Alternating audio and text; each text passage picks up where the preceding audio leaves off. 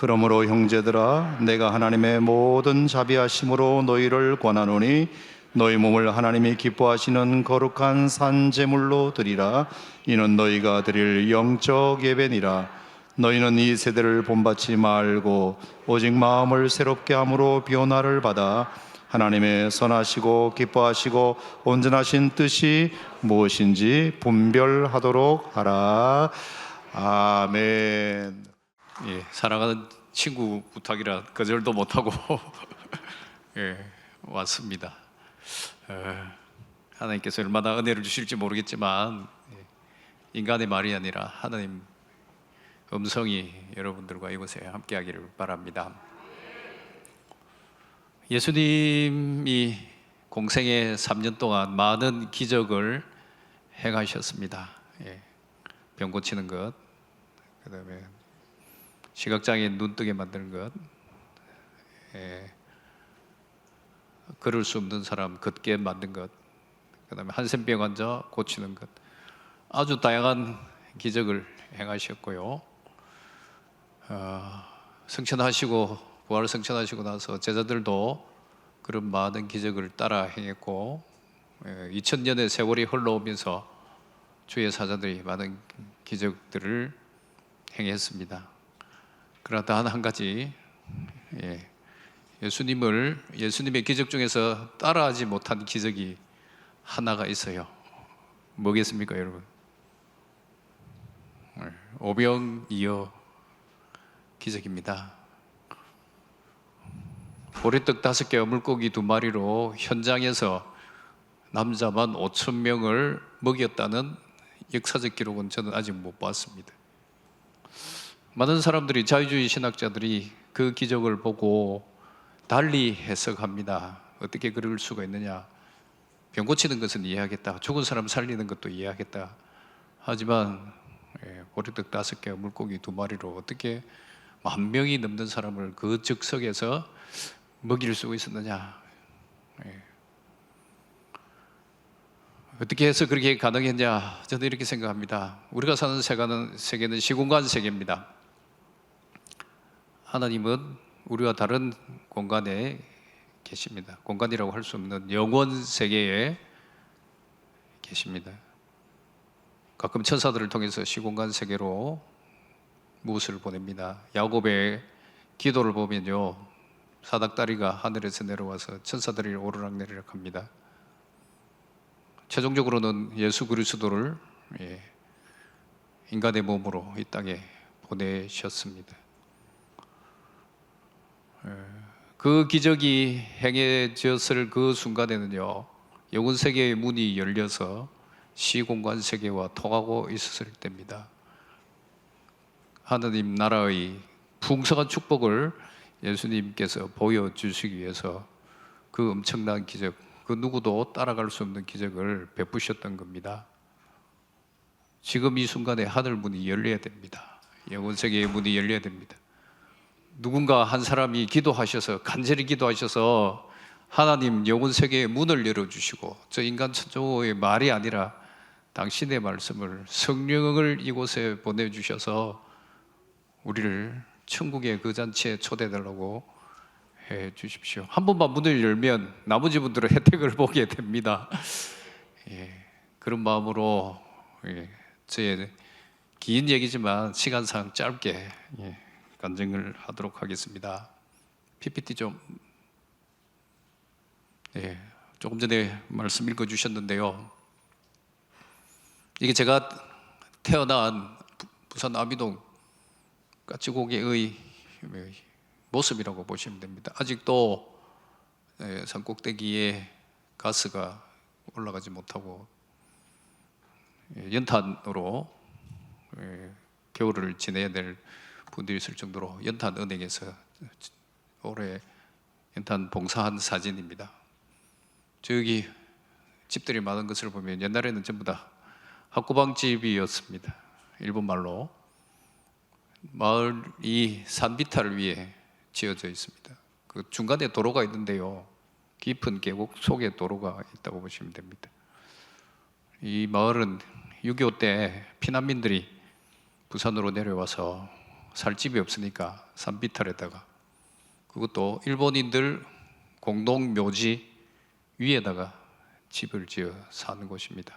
그래서 여러분 그 아비동 가면 비석 문화마을이라고 있어요. 그 일본인 공동묘지에 있던 대리석 비석을 무너뜨리고 그것을 주춧돌로 해서 집을 짓고 살았던 마을입니다. 아직도 그 비석이 집 주춧돌 또는 계단으로 사용되고 있고요. 그 위로 조금 더 올라가면 아마 가보신 분들도 있을 것인데요. 감천 문화마을이라고, 예, 바로 거기입니다. 저는 그 옆에 아비동 까치고개라고 유명한 달동네가 있습니다. 학교는요, 학교 배정운이 너무 나빠가지고 아비동 까치고개에서 우리 목사님하고 같이 부산 남고까지 갔습니다. 목사님은 영도에 계셨지만 우리는 섬 밖에서 이제 학교를 다니기 시작했습니다. 저희 집 부모님들은 무속신앙입니다. 불교도 아니고, 시골에서 산청에서 결혼하시고 부산으로 와서 정착한 곳이 이 아비동 까치고개입니다. 저는 모태신앙도 아니고요. 저희 가족 중에 신앙을 가진 사람은 아무도 없었고, 제가 최초로 교회 다니기를 시작했으니까요. 초등학교 2학년 때까지 저희 집이 조그만 집이 있었습니다. 학교가 또 오면 많은 분들이 방에 꽉 차가지고 꿇어 앉아서 주문을 외웁니다. 남묘 호랭개교. 저도 학교 갔다 오면요, 같이 참석을 했어요. 다행히도 하나님께서 섭리하셨는지 모르지만 초등학교 2학년 때 그 집이 집안의 형편으로 팔려버리고 이제 처분되고 나니까 그 행위가 사라졌는데, 제 부모님 어려움이 있으면 무당부터 불렀습니다. 굿도 하고. 그런 기독교 신앙하고는 전혀 관계도 없는 저를 하나님께서 교회로 인도하셨습니다. 집이 너무 가난해가지고요, 집 처분한 이후로는 단칸방에서 생활했습니다. 저희 형제가 7형제입니다. 누님 3분, 밑으로 남동생 3명. 축복을 제가 제일 많이 받은 것 같아요. 하나님께서 특별히 뽑으셨기 때문이라고 생각합니다. 저희 형제 중에서 저 혼자 대학 나왔습니다. 판사가 저 혼자 됐죠. TV도 저 혼자 나오고. 이런 상황에서 어떻게 그러면 이제 교회를 다니기 시작했느냐. 초등학교 때 같이 놀던 친구들이 어느 날 주일 아침에 항상 같이 놀던 시간이 있었는데 사라졌어요. 어디 갔다 왔냐 하니까 교회 갔다 왔다는 겁니다. 대구에서 부산으로 직장 문제 때문에 잠시 오셨던 김철문 집사님이라는 분이 오셨는데요, 그 부분이 전도하러 오셔서 우리 친구들을 다 데리고 가본 거예요. 오늘 주일 아침에 놀던 친구들이 없었어요. 그런데 저는 그분하고 이렇게 마주칠 기회가 없었던지 몰라도 저는 죄송합니다만 안 끌려갔었습니다. 네. 그렇게 몇 주 버티다가요, 도저히 안 되겠다 싶어서 친구 따라 강남 간다고, 그래서 교회 발을 들여놓기 시작했습니다. 저의 의지하고는 아무 관계가 없습니다. 그때 저를 인도했던 친구들은 지금 한 명도 교회 안 다닙니다. 네.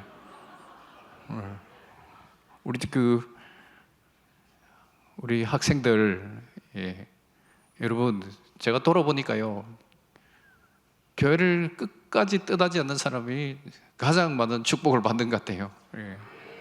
아무리 어려운 일이 있더라도 교회는 절대로 떠나지 마세요. 여러분이 하나님 택한 백성이라면 여기 붙어 있는 그 순간부터 하나님 나라 갈 때까지 아마 여러분들이 축복 주실 건데요. 그렇게 해서 이제 저희 신앙생활이 시작됐습니다. 신앙생활이 아니죠, 종교생활이죠. 오늘 주제입니다. 다시 한번 읽어보겠습니다. 너희는 시작.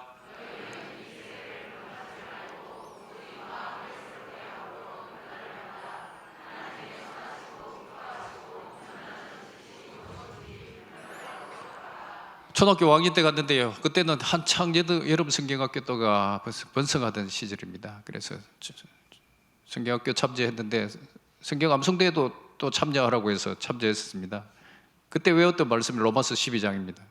1절에서 22절까지. 예선 탈락했습니다. 열심히 안 해가지고. 근데 암송대회 참여한다고 로마서 12장을 외우기 시작했는데요. 항상 먼저 1절, 2절부터 시작하지 않습니까? 그 뒤로는 다 까먹어버리고 맨 뒤에 악에게 지지 말고 선으로 악을 이기라. 여기까지만 되고 중간은 싹 까먹어요. 그러므로 형제들아 내가 하나님의 모든 자비하심으로 너희를 권하노니. 근데 여기에 어떻게 된 건지 하나님께서 저에게 주신 말씀이 되어버렸어요. 특히 12장 2절에 이 세대를 본받지 말고 제 표가 되어버렸습니다. 그래서 오늘 말씀 주제도 이 세대를 본받지 말고 라고 하는데요. 여러분 이 세대가 무엇을 뜻합니까? 이 세대, 지금 현재 사는 세대가 이 세대입니까? 그러면 제가 초등학교 5학년 때 이 세대를 본받지 말고 했을 때 그때 이 세대는 또 뭡니까? 그건 과거 세대입니까? 아니면 또 30년 뒤에 우리 학생들이 막 따들어야 될 우리 사회의 모습, 근데 미래 세대입니까? 과거든 현재든 미래든 다 동일하게 이 세대입니다. 이 세대는 뭔지 아세요? 첫 번째, 창세기 1장 1절 태초에 하나님이 천지를 창조하시니라. 하나님의 창조를 부인하는 세대입니다. 두 번째, 여러분 연세가 드시면 돌아가시죠. 예. 여러분 왜 죽습니까? 병 때문에 죽습니까? 모든 사람들은 그렇게 생각합니다. 기독교인이 아닌 사람들은 그렇게 생각합니다만 저희들은 우리의 죽음이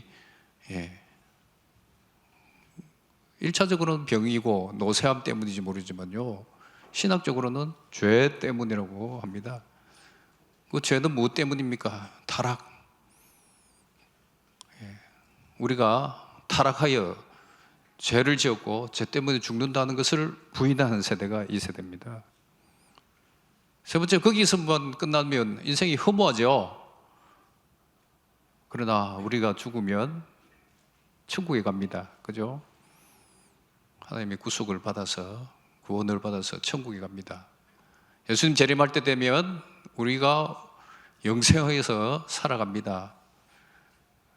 이런 것을 부인하는 세대가 이 세대입니다. 그래서 세 가지로 줄이면 이렇게 됩니다. 창조를 부인하는 세대, 타락을 부인하는 세대, 구원을 부인하는 세대.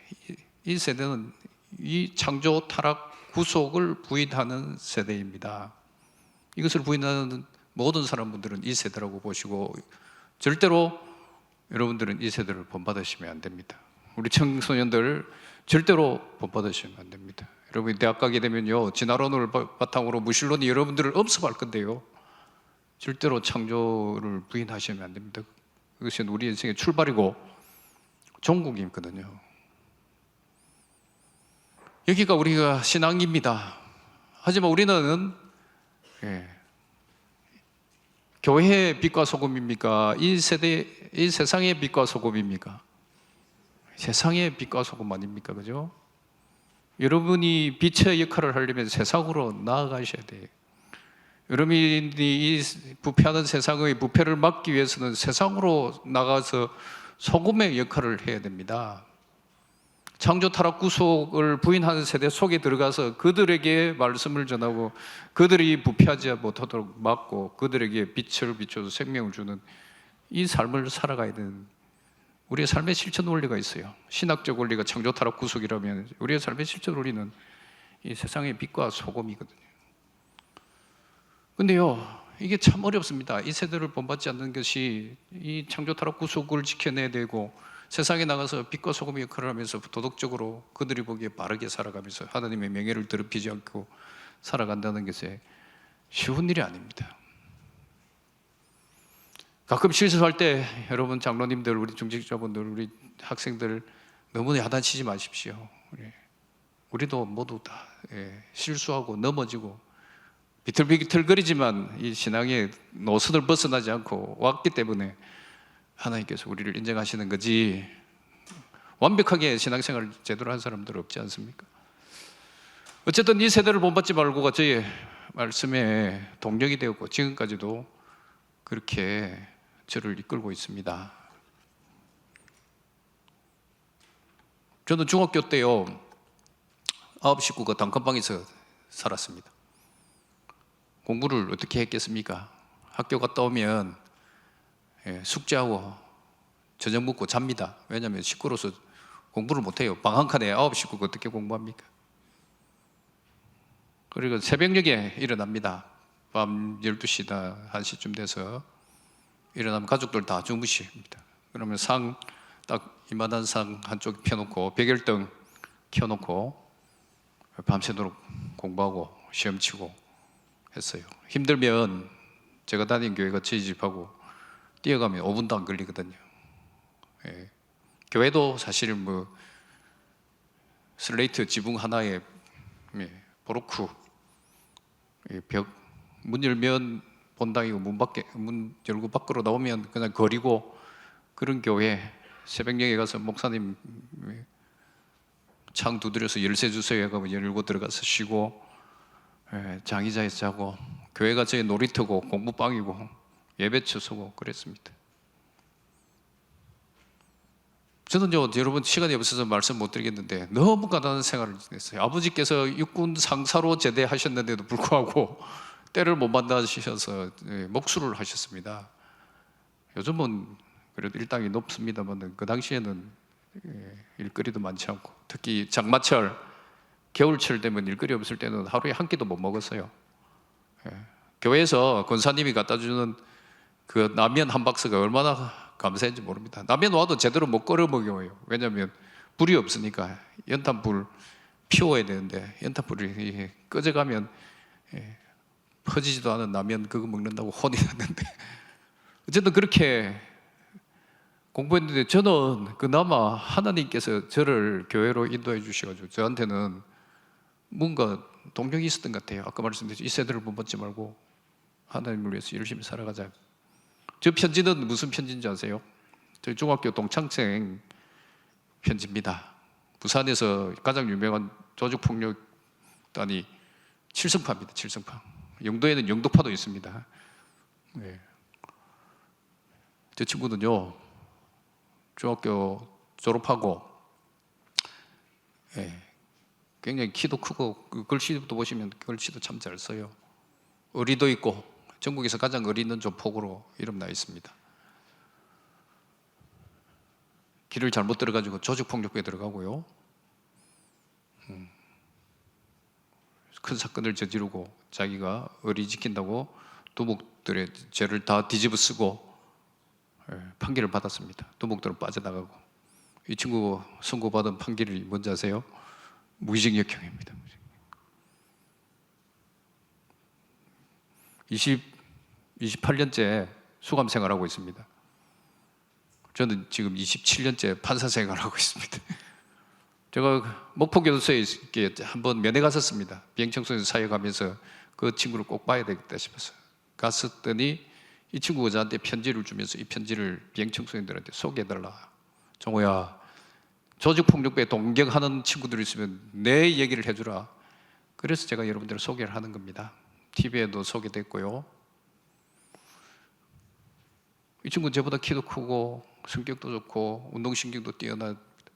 야, 너도 왜 조직폭력배 길을 들어갔냐니까 중학교 때 왠지 모를 분노 때문에 여기에 이르렀다. 나는 모르겠다. 교회 다니면서 그런지 몰라도 그런 분노는 없었고 하나님께서 이렇게 칠형제 중에서 그 단칸방에서 유일하게 대학 나오게 만드시고 이렇게 됐다. 그렇게 이제 했던 겁니다.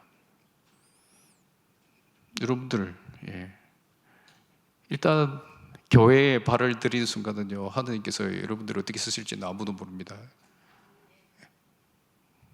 여러분들이 교회를 떠나지 않는 순간 하나님께서 큰 축복으로 여러분들을 기대하고 있다는 것을 꼭 기억하시기 바랍니다.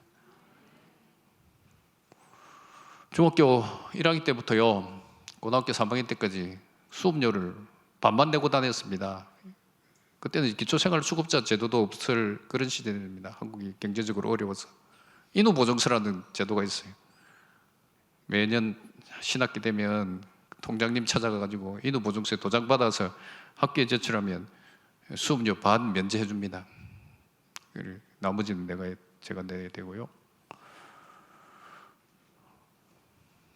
장남으로서 아버지 어머니는 교회도 안 다니는데 명절이나 때가 되면 제사를 지냅니다. 1년에 한 6번 정도.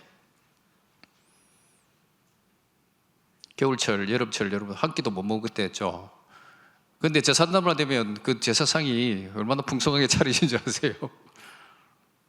전 장남이기 때문에 제사를 참여하지 않을 수가 없습니다. 그러나 십계명 제1계명 그것을 배웠기 때문에 이 세대를 본받지 않는 길은 그것을 실천하는 거 아닙니까? 도망 안 갔습니다. 도망가면 먹을 밥도 못 먹으니까. 제사 지내는데요, 바로 밑에 동생이 제 대신 하게 만들고 저는 옆에서 서서 가만히 있어서 지켜봅니다. 왜 지켜보는지 아세요? 제사상에 어떤 음식이 올라가는 거 보려고. 그 올라간 거 빼고 먹어야 되니까. 어떤 때는 다 올라가가지고 김치 하나 하고 부엌에 있는 부엌에 쏟아서 밥 떠서 그렇게 먹게 됐습니다. 그것이 신앙인 줄 알고 그렇게 지켰습니다. 대신 부모님께서는요 그렇게 강팍하시지 않으셔서 교회 다니는 것을 반대를 안 했어요. 그래서 제가 머리가 그렇게 좋은 사람이 아닙니다. 암기력이 매우 약한 사람입니다. 운동신경도 뛰어나지 못하고요, 가난해서 뭐 예체능 교육 받아본 적도 없고 책도 읽은 적이 없는 사람입니다. 글은 어디에서 배웠냐면 친구 어머니 만화방에서 배운 사람입니다. 그래서 하나님께 너무 감사드리는 겁니다. 부모님이 교회 다니는 걸 반대 안 하시니까 나도 뭔가 보답해야 되겠다 싶어서 공부를 열심히 한 겁니다. 중학교 1학년 때 갔는데 한 반에 60명 있는데요, 첫 시험에 10등 했습니다. 10등. 그럼 졸업할 때 열심히 해가지고 1등 했습니다. 고등학교 올라갔는데 또 똑같이, 그때 특목고가 없을 시절이기 때문에 모든 학교에서 인문계에서 공부 잘하는 애들 오지 않습니까? 그래서 또 반에서 10등 했는데요, 졸업할 때 문과반, 아까 말씀하신 것처럼 3학년 4반 3학년 4반 문과반에서 1등 했어요. 제 옆에 짝지가요 저로 인해가지고 지금 서울에서 목사님 담임 목사하고 계시고, 우리 목사님 짝꿍은 부산에서 노래하는 순례자라는 찬양팀 단장하고 있고, 오늘 묘한 이야기들이 많더라고요. 이게 그 사진입니다. 고등학교 때 저는 돈이 없어가지고 수학여행을 못 갔어요. 그런데 이 나머지 친구들은 갈 수 있는데 수학여행 안 갔습니다. 이유가 뭔지 아세요? 공립이었는데도 불구하고 수학여행 일정이 주일이 끼어 있었습니다. 여기 김종훈 목사님은 요 빠져 있어요. 왠지 아세요? 화장실 가는 사이에 사진이 안 찍혔거든. 7명이 있어요. 저를 포함해서 7명이 수학여행 가야 되는데 저는 돈이 없어서 먹고 남은 친구들은 주일 지킨다고 안 갔던 겁니다. 그런데 그거 수학여행도 수업의 일환이니까 나오라는 거예요. 그래서 우리가 부산에 있는 유엔 공원묘지에 갔던 겁니다. 맨 오른쪽에 있는 친구, 흰 옷 입은 친구가 아까 말씀드린 노래하는 순례자 이동석 단장님, 중학교 고등학교 음악교사 하고 있습니다. 그 옆에 있는 친구가 4반은 친구고요, 중간에 짝다리 짚고 있는 게 저고 그 옆에 있는 친구가 오원섭이라는 친구인데요, 한림의대 교수하고 계세요. 그 옆에 있는 친구가 심희석 목사님 맞으신가 모르겠는데, 사진 찍은 분은 누구냐면 김두식 목사님이라고 계시고, 우리 김종호 목사님 화장실 간 사이에 사진 이걸 3년 전에 이동석이라는 친구가 사진 그때 보관하고 있던 것을 스마트폰으로 찍어가지고 보내줬습니다. 왜 보냈냐면, 야 종호야, 그때 우리 친구들 진짜 뭐 깊지는 않지만 하나님 말씀 지킨다고, 오늘 주제에 따라서 쓰자면 이 세대를 본받지 말자고 한다고 했는데 다들 다 잘 돼 있다는 겁니다. 공부를 그렇게 잘한 친구들이 아니었습니다. 공부는 제가 잘 잘했고 의대 간 친구도 그렇게 공부를 못했는데, 의대 간 친구는 저희 중학교 고등학교 동창이기 때문에 제가 너무 잘하는데 이 지나고 나니까 하나님께서 이 작은 성의 하나도 이렇게 갚아주시었다. 예. 예, 여러분, 우리 학생들, 청년들 지금 신앙생활 어려울지 모릅니다. 그러나요, 하나님은 여러분의 그 작은 성의 하나도 절대로 허투루 놓치지 않습니다. 예, 하나님께서 보고 계시니까 늘 하늘나라 생각하면서 이 세대를 못 받지 말고 살아가시면 좋겠습니다. 고등학교 졸업을 했는데 반에서 1등 했었는데 불구하고 제가요, 제가 원하는 성적이 안 나왔어요. 학력고사가 성적이 제대로 나와야지만 이제 장학금 받고 서울로 갈 수 있는데 고등학교 수업료도 못 내는데 대학 수업료는 아예 생각도 못 할 때입니다. 그래서 이제 시험을 쳐놓고 법대는 가야 되겠는데 서울 쪽에 갈 상황은 안 되고, 선생님 통해서 알아보니까 저거 뭐 서울 쪽에 장학금 줄 학교도 없다 이렇게 하셔가지고 포기하고 이제 대학을 진학해야 되나 말아야 되나 이제 고민을 하고 있는 겁니다. 저도 초등학교를 9살에 들어갔습니다. 8살에 입학할 그 당시에 저희 친구 어머니가 저를 집어던져가지고 장단지 뼈가 부러졌어요. 허벅지 뼈가, 이 단단한 뼈가. 그래서 6개월 동안 기부쇠가 있는다고 초등학교를 9살에 들어갔습니다. 이미 재수를 한 상황입니다.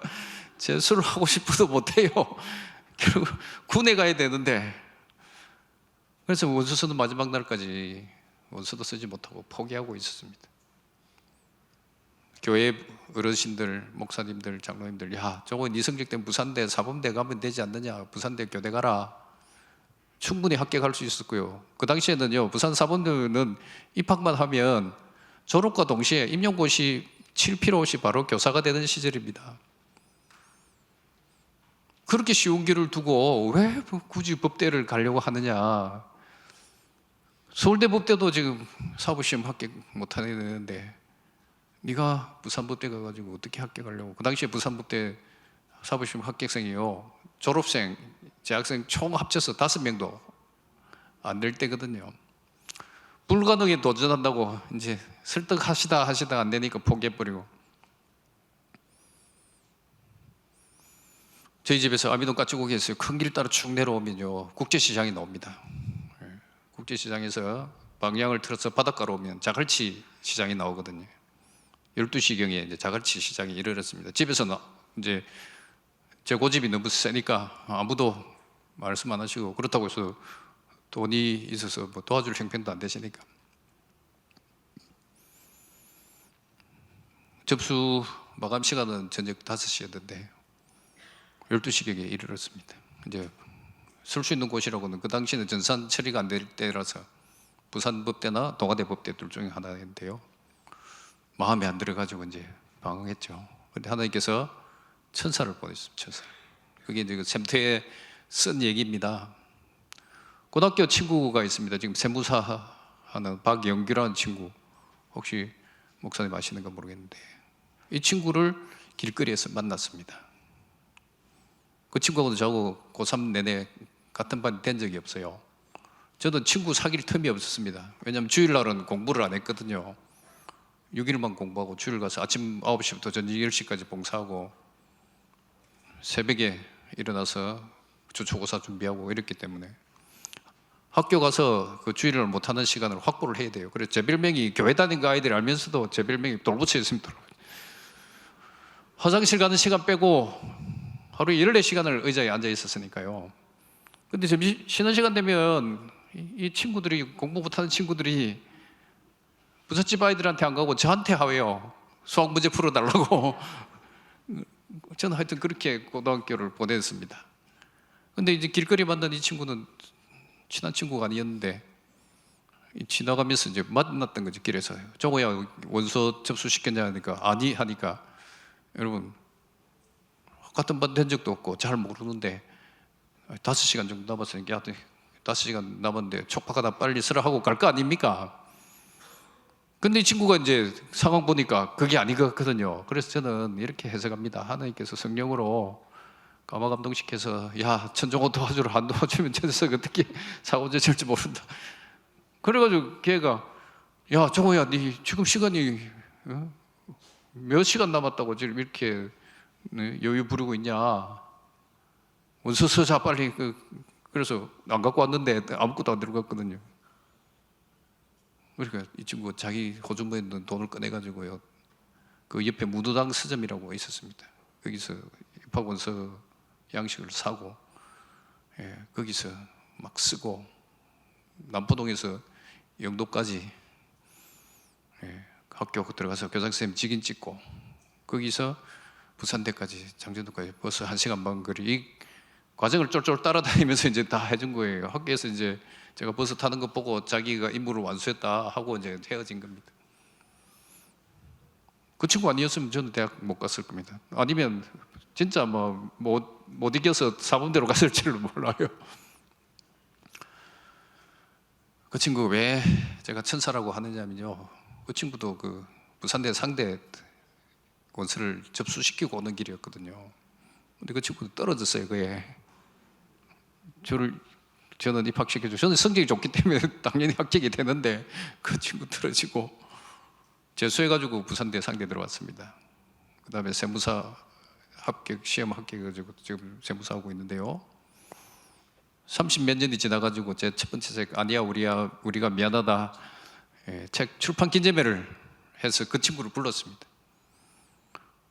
그래서 이 박윤규라는 이 세무사 이 친구 때문에 제가 대학 가게 됐습니다. 여차에 쳐서 했더니 그 친구 뭐랬는지 아십니까? 내가 그랬나?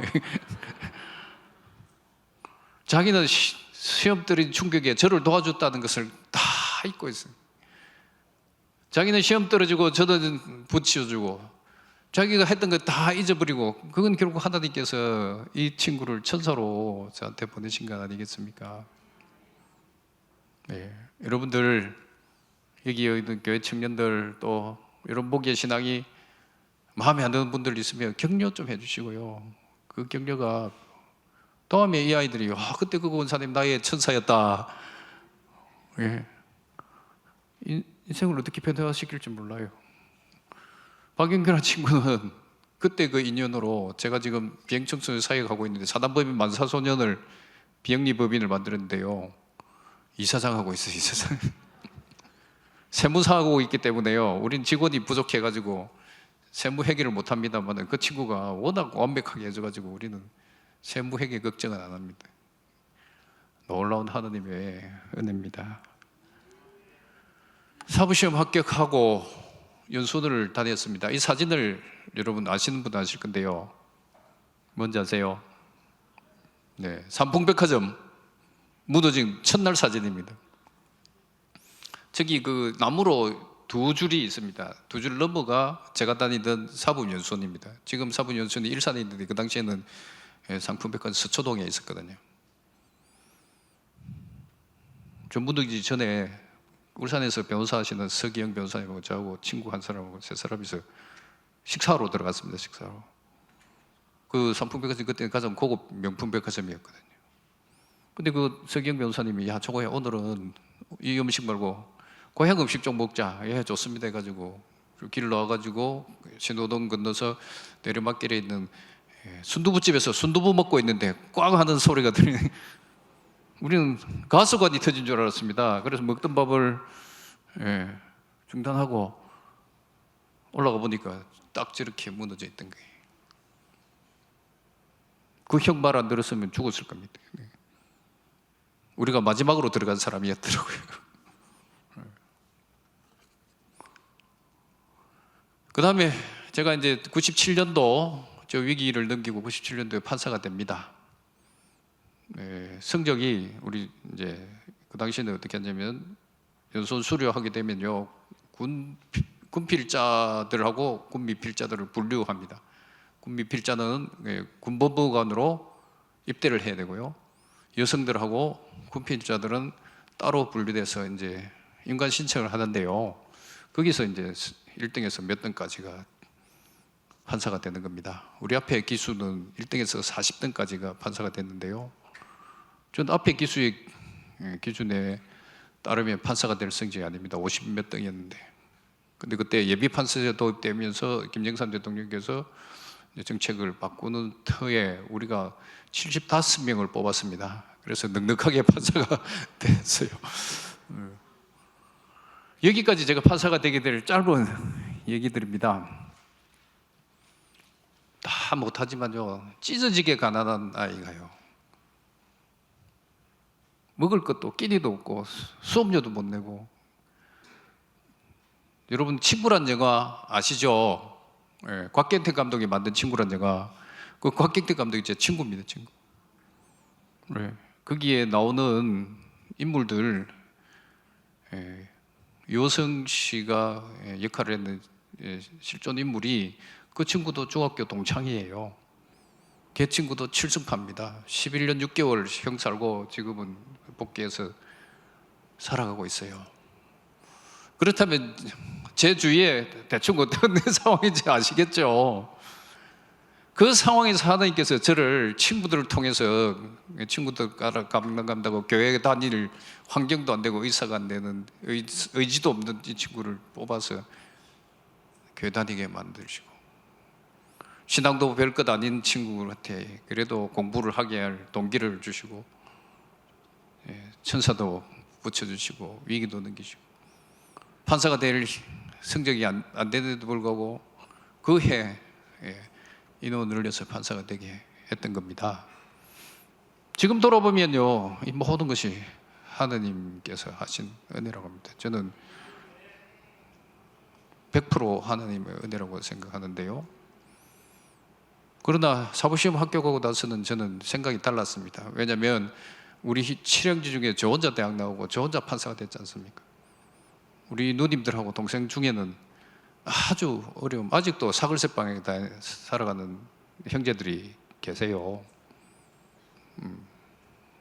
그래서 저는 부장판사가 되고 연금이 나올 쯤 되면 법복을 벗을 생각이었습니다.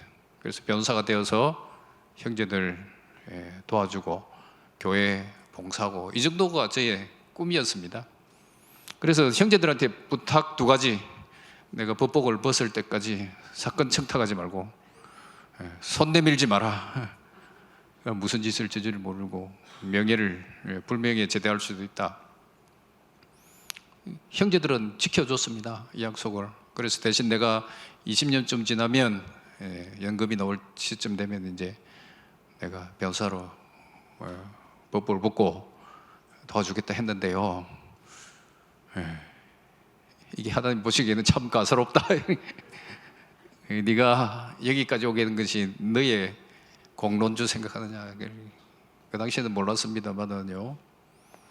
그리고 중간에 신앙생활이 조금 흔들렸습니다. 교회는 떠난 적이 없지만 신앙생활을 그렇게 잘 못했어요. 그러자 하나님께서 이제 저를 2010년 2월에 창원지방법원 소년부로 보내버리. 원래는요, 창원이나 울산에 갈 시점이 2012년이 되어야 됩니다. 그러나 하나님께서 계획을 틀으셔가지고 2년 빨리 창원으로 보내버린 겁니다. 여러분, 이 부분은 아마 신문기사에서 보시면 잘 나와 있을 텐데 시간상 넘어가겠는데, 아까 우리 목사님하고 얘기했습니다. 여러분, 병사가 되고 나면요, 돈을 잘 버는 길은 사건을 많이 수임하는 거지 않습니까? 의사 선생님들이 환자 많이 치료하듯이. 그 사건 중에서는요, 돈이 되는 사건이 있고 그렇지 않은 사건이 있어요. 기업 사건, 로펌 사건 같은 경우에는 굉장히 큰 돈이 됩니다만은, 비행청소년 사건들은 대부분이 가난한 아이들 변호사 수임료를 낼 수 없어요. 오히려 저희들이 봉사하는 차원에서 그 아이들을 변론을 해줘야 되거든요. 그렇기 때문에 내가 소년재판을 전문으로 하겠다, 내가 이걸 철저히 연구해가지고 변호사업 하는데 도움을 받겠다 생각하는 사람 아무도 안 계세요. 그래서 누가 소년재판을 선뜻 지원하겠습니까? 저도 지원하겠습니다.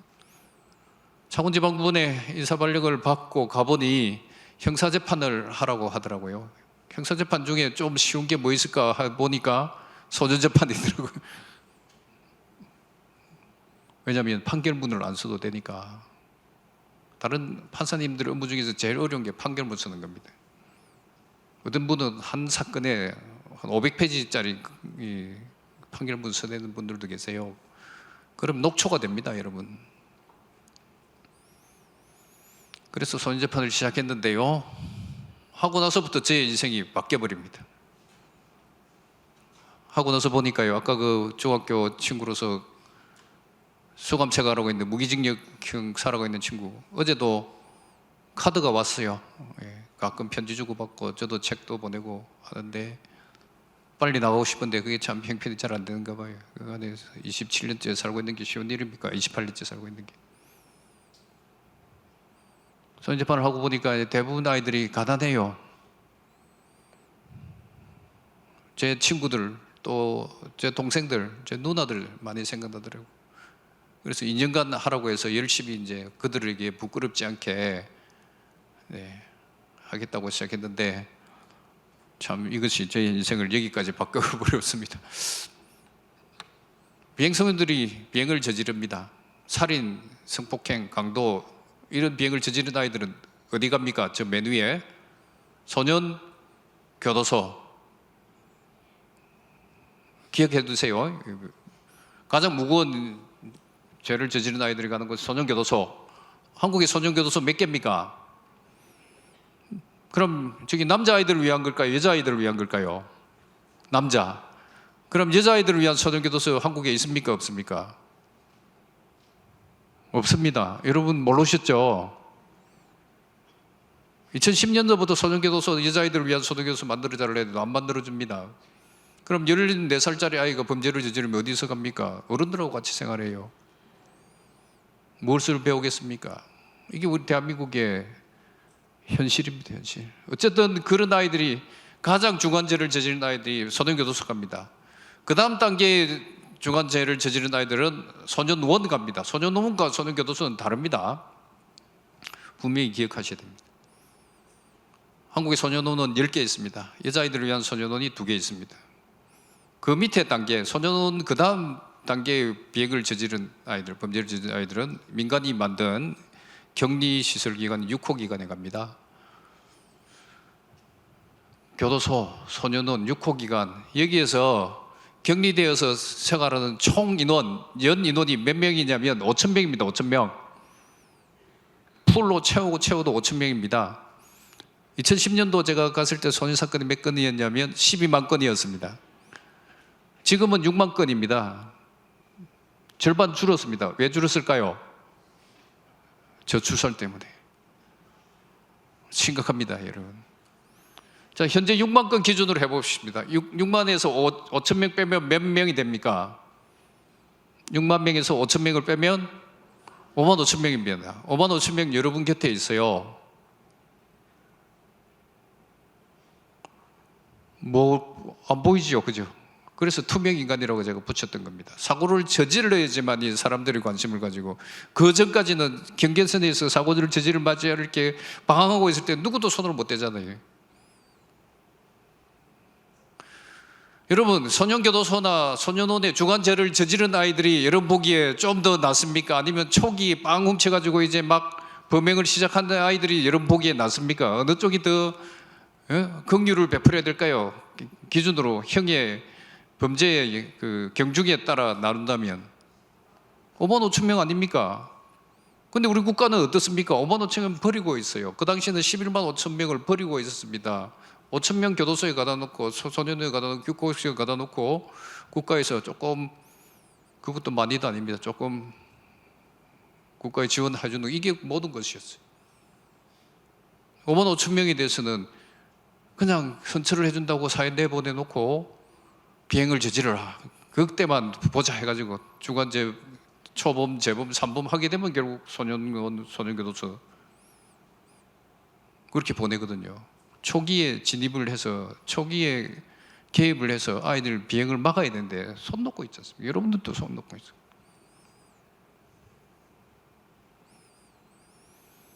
저는 이것을 이제 직감을 했습니다. 직감을 하고 이 문제를 어떻게 할까 해서 시작한 게 이제 청소년 회복센터라는 겁니다. 아까 소년교도소, 그 다음에 소년원, 6호 기간에 가지 못한 아이들 중에 과원 출신, 보육원이죠. 보육원 출신 아이들, 부모가 없는 아이들, 해체된 가정에서 부모가 보살피지 않는 아이들, 그죠? 이런 아이들은 사실은 누군가가 부모 역할을 해줘야 돼요. 우리가 지금 대한민국의 선진국에 진입했습니다마는 우리보다 훨씬 후진국에도 있는 제도를 한국에서는 안 만들고 있습니다. 그래서 제가 시작했고요. 그 청소년 회복센터라고 이름을 붙였습니다. 5분짜리 영상이니까 여러분 보시면 저게 뭔지 여러분 이해하실 거예요. 자, 한번 틀어주실래요? 예.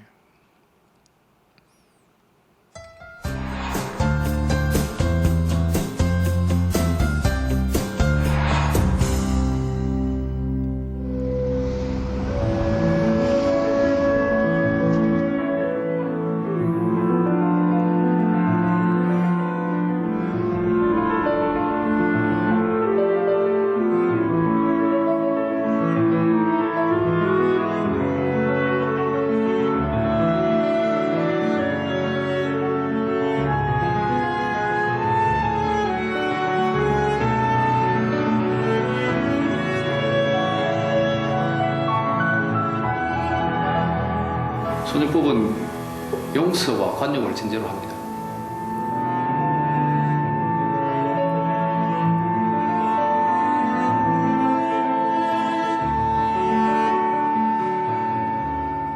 어머니의 눈에 눈물 보이게 해서 죄송합니다.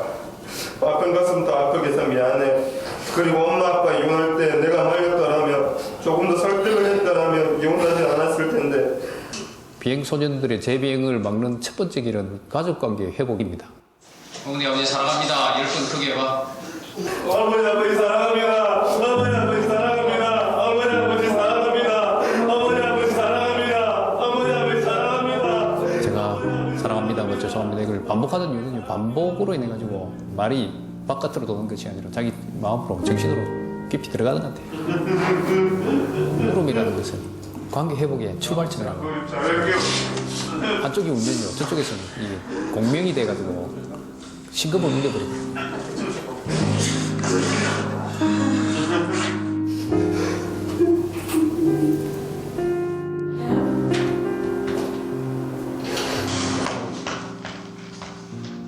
비행소년들은 가정에서 버림받은 경우가 많고 또 학교를 이탈해서 학교에서도 소외되고 사회에서도 안 좋은 시선으로 바라보고 가는 곳마다 아이들은 치고 살았습니다. 그 아이들이 대부분 절도, 강도, 곤궁형, 배가 고파서 생계적 비행이들이 많거든요.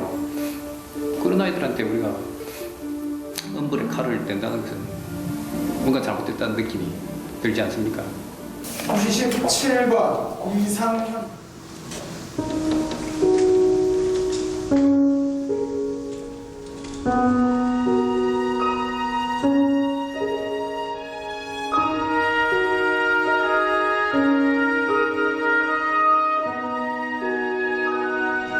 장현, 언제 철들 거야? 언제 철들 거야?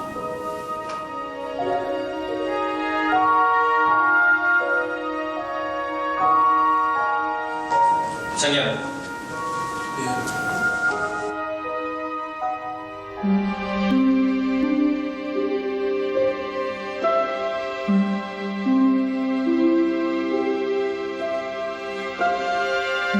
가정이 없는 아이들 사회 내보내는 거 재비행하라는 거하고 똑같습니다. 누군가가 가정의 역할을 할 수 있는 울타리를 만들어 주셔야 됩니다.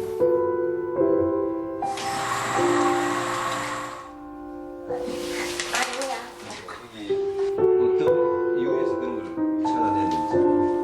우리 사회가 그 아이들한테 궁지에 몰린 지처럼 몰 것이 아니고 단 한 번이라도 기회를 주었다. 아이들이 자기 평생에 한 번 용서를 받았다는 그런 추억을 심어주기 위해서 하는 겁니다.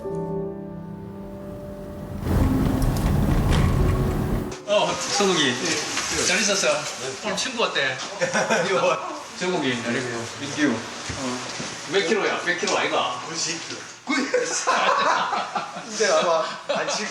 비행청소년들이 다루기 어렵고 힘들다고 생각합니다. 그건 맞습니다. 그렇지만 이제 아이들 한 명 한 명 개별적으로 놓고 보면 너무나 순수하고 착해. 그런 아이들한테 조금이라도 우리가 적을 주면 금방 눈빛이 변합니다.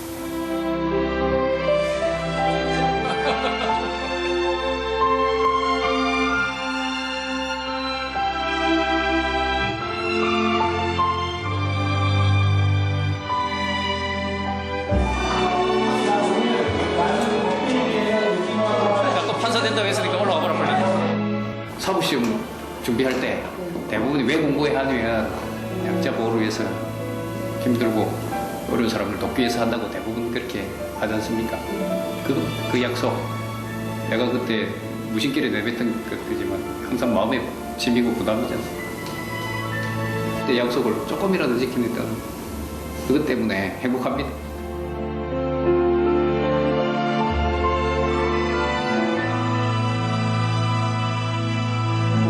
예, 감사합니다. 예, 지금은 박수 받으니까 좋은데요. 저 영상을 TVN에서 서울에서 제가 창원에서 시골에서 활동하고 있다는 것을 알고 와서 판사님 뭘 도와줄까 해서 이 지금 청소회복센터를 이제 막 시작했는데 이걸 알릴 자료를 만들어달라 해서 자기들이 최선을 다해서 5분짜리로 압축해서 준 겁니다. 그때 인터넷 나갔는데 아무도 안 읽으시더라고. 아무도 안 보고. 전국이란 이제 얘기를 해보겠습니다. 중학교 2학년 때요, 부모님이 이혼해가 각자 재혼해가지고 아이들하고 연락을 끊었어요. 정우이가 부모님, 어머니 연락처를 어찌어찌 알게 돼가지고 전화를 했어요. 그래서 통화를 하고 그 다음날 또 보고 싶어 전화했더니 전화번호를 바꿔버렸어요. 그 뒤로부터는 연락이 안 됩니다. 중학교 2학년 때 친구 휴대폰 잠시 쓰자 했다가 학폭으로 걸려가지고 법정에 왔어요. 중2짜리 아이가. 다 그 휴대폰 돌려주고 용서도 했는데, 그렇다고 아까 말했죠. 아이들 중환제 순으로 채우고 채워도 5천 명밖에 안 된다고. 얘는 가를 제가 안 되거든요. 그럼 집으로 돌려보냈는데 집에 아무도 없잖아요. 할아버지하고 할머니하고 사는데. 또 2달 뒤에 또 친구들하고 싸워가지고 왔어요. 키가요 186입니다. 덩치가 100kg 넘어요. 쟤들 그냥 두면 조직 폭력배 되면 어떻게 되겠습니까, 여러분? 저런 애들 때문에 어쩔 수 없이 시작한 게 청소년회복센터입니다. 외국에도 있는데 우리는 없습니다. 저기 장로님 부부, 장로님 권사님 부부, 제가 우리가 아니면 누가 하겠느냐고. 판사님 뭐 법원에서 뭐 줍니까? 그러니까 한 아이당 30만 원 준다. 그 외에는 아무것도 없다. 그분들 인건비도 안 됩니다. 하루에 6끼씩 먹는 아이들 밥값도 안 됩니다. 제가 간곡하게 부탁하니까 그러면 판사님 합시다. 그래가지고 샬롬 청소년 회복센터가 시작되고, 이제 그 다음 때로 아드님 목사님이신데 이제 이어받아서 하고 있는데요. 이분의 비전이 없었으면 이게 시작도 안 됐습니다. 그 당시에는 법도 없고 예산도 없는 상황이었습니다. 그래서 어쨌든 이걸 알리기 위해서 이 불쌍한 아이들 비행에서 벗어나게 하기 위해서 우리가 시작했던 겁니다. 전국이라는 아이는요, 아직도 저 장로님하고 살아가고 있습니다. 2010년 11월부터 현재까지 새로운 아들로서 하나님 백성이 돼서 살아가고 있어요. 초기에 신용카드 결제일만 되면요 전화 옵니다. 판사님, 그럼 저는 뭐 돈이 있습니까? 고등학교 선배들한테 전화가 형님 돈 좀 빌려주세요 해가지고 그 카드, 신용카드 메워주고, 가끔 가다가 뭐 지역에 있는 유지분들한테 신용카드 빌려가지고 송년회 행사해주고, 하루는 50명 아이들 데리고 송년회 행사를 했는데요, 두꺼운 목 삼겹살 50명 아이들이 3시간 동안 198인분을 먹더라고요. 공기밥 빼고 계산하니까 208만 원 나왔습니다. 208만 원. 그래서 그 김해시 상공회의소 회장님한테 빌린 카드 죄송합니다 하니까 괜찮다고. 우리 그 삼진어부 아시죠? 삼진어부 고등학교 선배님이시거든요, 회장님이. 형 그 어묵 좀 주세요 하면 이제 명절 때 줍니다. 그럼 그 이제 한 박스 가면 이제 2시간 내에 작살나요. 많이 먹습니다. 왜냐하면 이 정신의 허기가 진 아이들이 일단 음식으로 뭔가를 채우고 나야 교육이 되더라고요. 한 2달 동안 제대로 먹이면 그때부터 교육이 시작됩니다. 근데 이걸 하나로 해가지고 부족하지 않습니까? 아까 그 당시에 12만 명 중에 11만 6천 명이 바깥에서 생활하고 있고, 경남 지역에는 많은 아이들이 저렇게 망가져가고 있는데 국가는 아무런 조치를 취하지 않고, 교회에 가서 후원 요청하면 죄송합니다만은요, 정말 가슴 제가 상처받을 정도로 안 도와주시더라고요. 오히려 불교 신자들이 더 많이 도와주셨습니다. 지금도 그렇고. 그래도 해야죠. 시작해서 20개 정도로 만들었습니다. 만나는 분들마다 목사님 부부 설득하고, 이렇게 장로님 부부 설득하고, 권사님 부부 설득하고 하고 나니까 이제 어떻게 됩니까? 이거 손을 빼지를 못하는 겁니다. 2년만 해야 되는데 이걸 하고 나니까 이분들은 자기 돈 다 바치고 시간 바치고 24시간 아이들 잡으러 다니면서 고생하고 신용카드비도 없어가지고 쩔쩔매고 있는데 저만 2년만 딱 끝나고 이제 당신들 알아서 사십시오. 갈 수가 없잖아요. 그래가지고 소년 재판을 계속하게 된 겁니다. 이분들의 청소년 회복센터를 법제화하고 그 다음에 예산까지 받게 되기까지는 제가 소년 재판을 떠나지 않겠다고 공언한 겁니다. 다른 뜻은 전혀 없었습니다. 제가 그냥 떠나오면요, 이 세대를 본받지 말라고 한 말씀을 실천하는 것이 안 됩니다. 창조 타락 부수고 실천할 수 있을지 몰라도요, 세상에 나가서 세상의 빛과 소금의 역할을 실천하지 못하지 않습니까? 동생들하고 한 약속도 지키지 못하게 돼버렸고요. 그러나 하나님께서 이 일을 시켰다고 제가 돌아보니까 생각하고 그때부터 혼자서요, 차를 몰고 전국을 강연하고 다녔습니다. 지금 그때 무리한 거로 이명까지 와가지고 밤이 되면 귀가 맹맹하는데요. 그래도 하나님께서 뭔가 해주실 거란 그 신념하에 이제 이 일을 계속했던 겁니다. 아까 그 영상을 봐주셨으면 좋겠는데 교회 가도 퍼뜨려져 주지도 않고 그 고생하는 분들 왜 고생하냐고 그만두라고 하시는 분들만 계시지 단 한 분도 후원을 안 해주시고 이 속에서도 그래도 하나님 바라보고 하나님께서 이 일을 시키셨다고 제가 생각하니까 나는 갑니다 그래서 했는데요. 하나님께서 그다음부터 차근차근 이제 일을 만들어 갑니다. 첫 번째로 저를 유명하게 만든 게 2011년 11월에 대구 건군 자살 사건입니다. 학교 폭력 사건 때문에 2012년도에 들어와가지고요, 전국이 난리 났었습니다. 첫 번째 천조고를 부른 겁니다. 천조고 나오라 해가지고 학교 폭력과 청소년 비행이 어떻게 다른지를 제가 설득하고 다녔습니다. 많은 분들이 저한테 댓글을 악플을 달고, 야, 천조고 너는 왜 가해자들만 두둔하냐, 왜 학교 폭력범들을 두둔하냐 했는데 사실은 그렇지 않거든요. 제가 시간이 없어서 구분해드리지 못하지만 학교 폭력하고 절도하고는 다릅니다. 학교 폭력하고 강도하고는 다른 거예요. 그 분명히 구분하시고, 그 다음에 채워도 5,000명밖에 안 되는 나머지 아이들을 그러면 어떻게 하는 말이냐고, 이 부분을 인식을 시켜줘. 전혀 그 부분에서 귀담아 들으려고 하지도 않으세요. 그렇지만 저는 외쳤습니다. 그 상황에서 SBS 학교의 눈물이 방송됐고요. 그때 제가 얻은 별명이 호통판사 아닙니까? 아직도 이 짤이 돌아다니고 있는데 너무 감사합니다. 2013년 1월 16일 날 방영이 됐는데 저는 못 봤습니다. 겁이 나서. 왜냐하면 한재신 PD가 판사님 죄송합니다, 호통치는 것만 나갑니다. 그래서 그 당시에는 막말하면 판사들 옷 벗을 때입니다.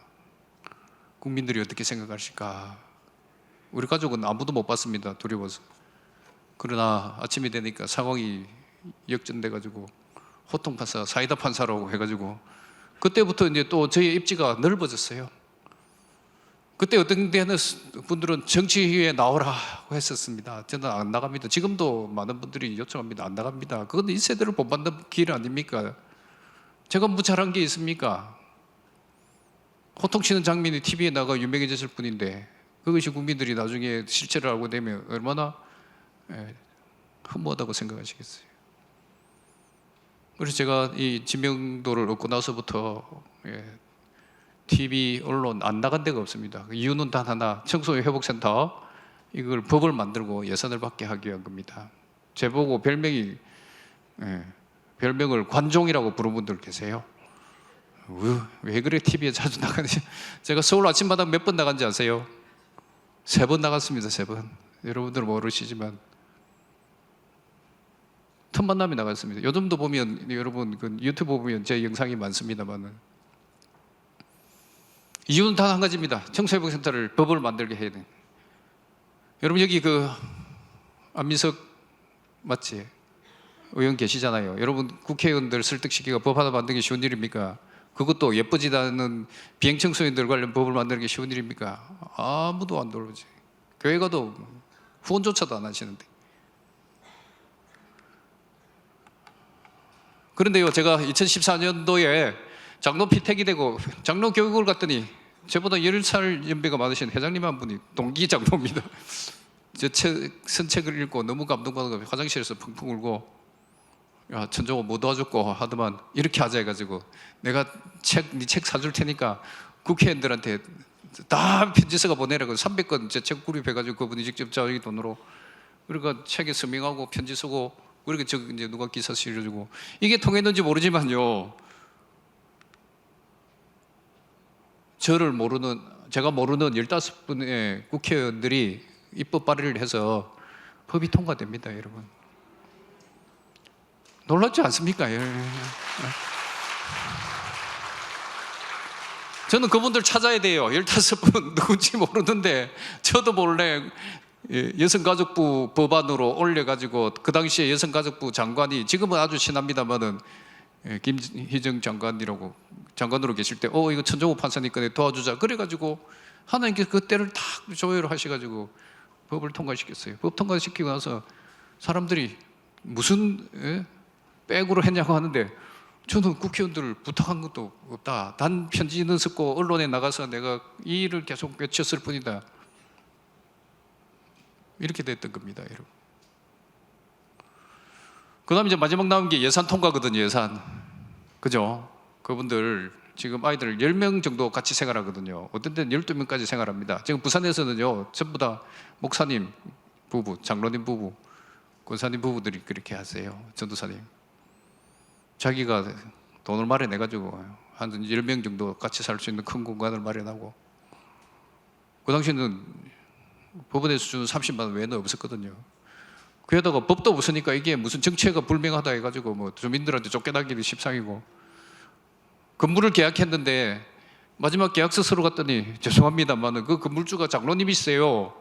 목사님이 이거 한다고 해도 못하겠다고 해서 돌아서 가버리고, 지금도 하고 싶어 하는데 건물을 안 줘서 못하는 분들 계세요. 이게 기독교의 실상입니다, 여러분들. 돌아가 보면 세상의 빛과 소금으로 살아가야 될 사람들이, 여러분도 그러지 마십시오. 네. 어쨌든 하나님께서요, 저의 간절한 이 소망을, 아니죠, 하나님이 이것을 해라고 시켰으니까 하나님께서 길을 다 도와주신 겁니다. 그리고 법이 통과되었습니다. 그 뒤로 좀 조용하다 싶을 때 2017년도 여러분 중학생 부산 중학생 폭기 사건 터졌죠. 그때 나가서 제가 두 번째로 또 언론에 나가서 그 반론을 펼쳤습니다. 소년법 폐지하라고 했을 때, 소년법 폐지하는 것은 법치주의에 위반된다 해가지고 글 쓰고 김민정 씨의 노컷뉴스에 출연해가지고 그 밑에 악플이 5,000개 이상 달렸어요. 아까와 동일한 논리로. 그러나 제가 거기 가서 글 쓰고 언론 인터뷰한 이후로 소년법 폐지 주장은 사라졌어요. 우리 청소년들, 청년들, 여러분들이 옳다고 생각한 거라면, 하나님의 진리의 말씀이라면요, 여러분들이 어떤 욕을 먹을 각오를 하시더라도 진리는 선포해 주셔야 돼요. 네. 언젠가는 사람들의 생각이 바뀝니다. 여러분 주장이 옳다고 생각한다면, 또 여러분의 삶이 일관성을 보여주신다면, 그건 반드시 사람들을 설득할 수가 있어요.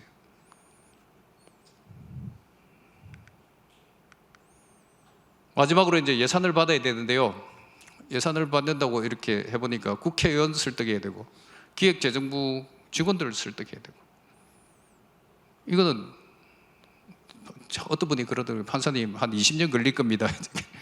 야, 그럼 내가 20년 동안, 앞으로 20년 동안 손해재판만 해야 되겠다. 퇴직도 이제 정년까지 간다. 이제 그렇게 해서 언론에 나갈 때마다 제가 제 의지를 다지고 손해재판 계속 해야 된다고 이렇게 했던 겁니다. 제가 뭐 인기 열려고 하는 거 아닙니다. 이명까지 들어가면서 뭐. 그런데 2018년 2월에 대법원장님이 바뀌시면서 제가 손해재판을 떠나게 됐어요. 8년 연속 손해재판 하다가 갑작스럽게 떠나게 됐습니다. 제가 한 달 동안요 정신을 못 차렸습니다. 하나님, 제가요 평생 퇴직할 때까지 정퇴직할 때 손재판 하겠다고 이렇게 외쳤는데 이제 인기가 뜨니까 자기 경력 관리하기 위해서 다른 일반 재판으로 갔다고 국민들이 혹시라도 이렇게 오해하시면 제 문제가 아니고 하나님 명예가 걸려 있습니다. 저도 너무 가슴도 아프고 또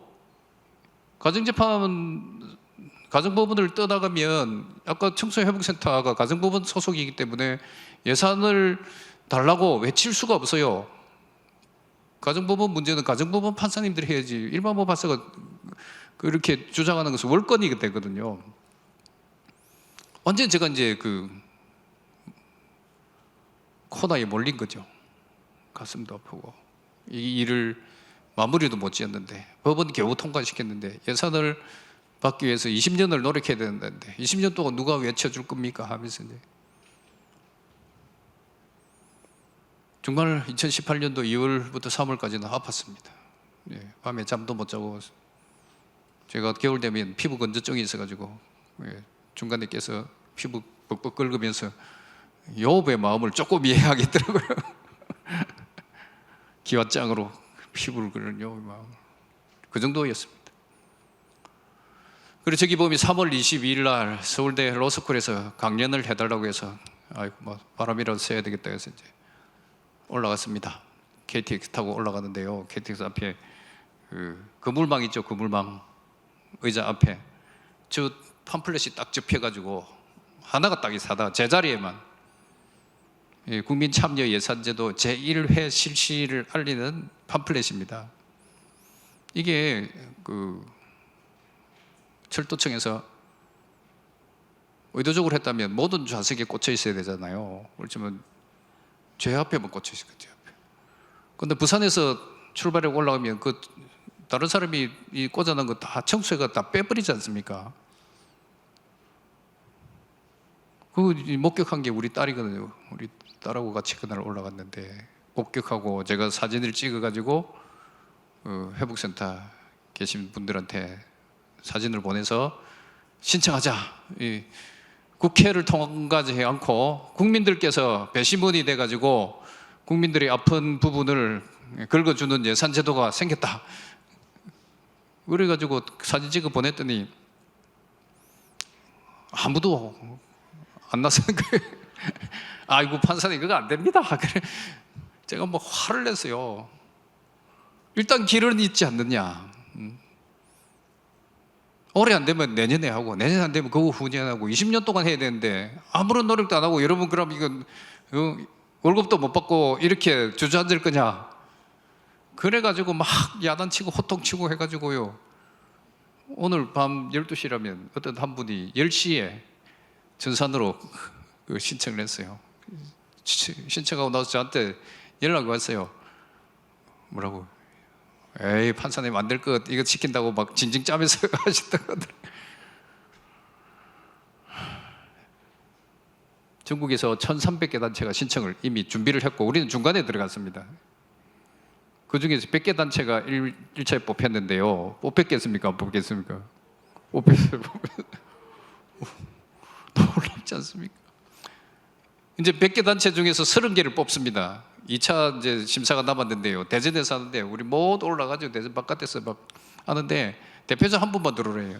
아까 제 1호 샬롬 청소년회복센터 장로님이 70이 넘으시면 지금 80 다 돼가시는데 제가 들어가면 잘 설득하고 또 저를 아니까 유리할 건데 저도 못 들어오게 이해관계자 아니라고. 그리고 그 장로님 들어가서 설명하고 나중에 발표됐는데 뽑혔겠습니까? 못 뽑겠습니까? 못 뽑혔어요. 전국에서 전화가 오고 난리 났습니다. 천파선생님 그거 어떻게 통과했느냐? 나는 모릅니다.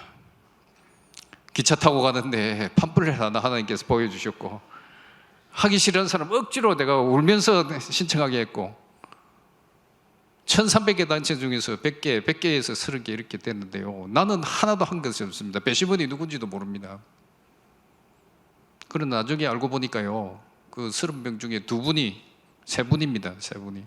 한 분은 부산 분이고 한 분은 대전 분인데 제가 TV 언론에 이렇게 하도 슬치고 나니까 잘 알고 계신 분들이 그리고 나머지 28분, 27분한테 한 분은 그 개척교회 사모님이었답니다.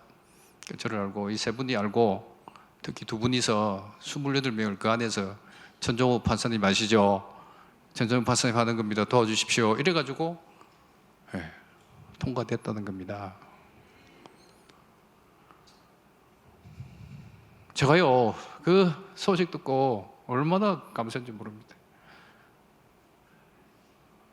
하나님께서 저를 의도치 않게 하나님께서 다 계획하셨지만 제가 계획한 것도 아닌데 손재판을 하게 하고 이 한국에서 없는 이 가난하고 무지한 이 가난한 청소년들에게 희망을 주시기 위해서 청소회복센터를 시작하게 하시고 아무런 비전 없는 사람들을 저의 말을 한마디가 권위를 가지고 설득을 당하고 20분이 되는 가정이 40명이서 죽을 고생하시고 그 과정에서 법을 제가 모르는 국회의원 통해서 법을 통과시켜 주시고 제가 모르는 분들을 통해서 팜플렛을 보여주시고 예산까지 통과해 주시고 얼마나 감사해요.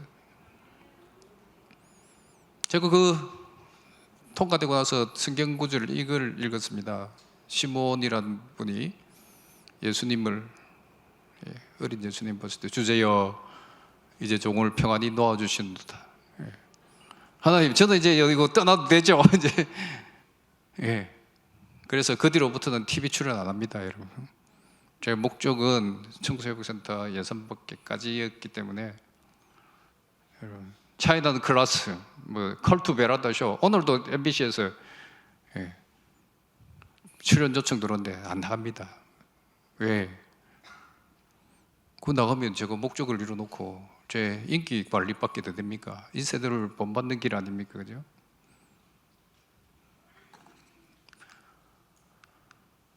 그러나 2020년도에 유키즈 언더블럭에 출연하게 되었습니다. 이제 기자들이나 작가들이나 제가 이 TV에 출연 안 한다는 걸 잘 알아요. 그래서 TVN 이 분들이 저한테 직접 전화 안 하고 법원 행정처를 통해서 천 판사님 좀 출연시키십시오. 그래가지고 그렇게 하니까 어쩔 수 없이 유키즈 언더블럭에 나갔고요. 그게 2년 전입니다. 이제 3년 전이네요. 3년 전에 나갔는데 작년에 대통령께서 출연하는 바람에 유키즈 언더블럭이 좀 화제에 올라가지고 제게 아직도 방송되고 있다고. 네, 어떻습니까, 여러분? 이제 제 마지막 기도가 뭔지 아세요? 지금 현재 기도. 하나님 이제 이렇게 뭐 사투리 많이 쓰고 키도 작고 말도 잘 못하고 뭐 능력도 없는 학벌도 좋지 않는 이 사람 이렇게 세워주셔서 너무 감사합니다. 대신 이제부터는 제가 조용히 사라질 수 있도록 해주십시오. 혹시라도 실수해가지고 하나님 명예에 누가 되면 그 무슨 창피함입니까? 이제. 그래서 요즘은 조용히 이제 활동하면서 저필 활동하고 저술 활동하고 하는데요. 여러분들도 같이 기도해 주시고 여기서 제가 제 인기를 바탕으로 뭔가 하려고 한다는 것은 이 세대를 본받는 길이 아닙니까? 그래서 사단법인 만사소년 아까 우리 친구 이사장으로 통해서 저는 뒤에서 얼굴마담하면서 아이들 재활을 위해서 숨어서 노력하고 있습니다. 기도하고. 결론으로 말씀드리자면 우리 청년들 절대로 교회 떠나지 마세요. 저처럼 하나님께서 여러분 큰 계획을 가지고 계시고요. 여러분 혹시 세상의知名도가 높아졌을 때는 이제 내려갈 길, 연착륙할 길을 찾으셔야 됩니다. 또 다른 사람이 제 말고 또 다른 사람들이 훌륭한 사람들이 있어요. 하나님이 쓰시려고 하면 얼마든지 쓰실 수 있거든요.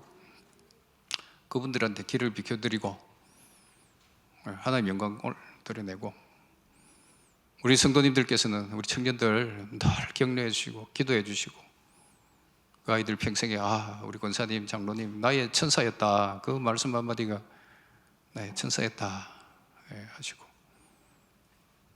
이 어지러운 세상에 믿음의 거루투기가 끊어지지 않도록 그렇게 해주시고 하늘문을 여셔서 여러분들이 가질 수 없는 것들을 여러분들 청년들에게 풍성히 오병이어 기적을 베풀 수 있는 그런 천사들이 되셔야 됩니다. 네. 축복이 여러분들에게 임하시기를 바랍니다. 기도하겠습니다. 사랑하는 주님 아버지 감사합니다. 부족한 종을 이렇게 세워주시고 써주신 은혜를 감사함을 드립니다. 이제 이후로는 하나님께 영광을 가리지 않도록 겸손하게 하나님을 섬기며 또 이웃을 사랑할 수 있도록 도와주시옵소서. 오늘 제가 전한 말씀이 주님 뜻에 반하는 것이 있거든요. 우리 성도들의 기억 속에서 다 지워주시고 꼭 기억되어야 될 말씀은 가슴 깊이 영혼 깊이 새겨 주시옵소서. 돌아가는 발걸음 축복하시고 모든 하는 일마다 하나님이 영광 받아 주시옵소서. 이 모든 말씀 우리 주 예수 그리스도 이름으로 기도드립니다.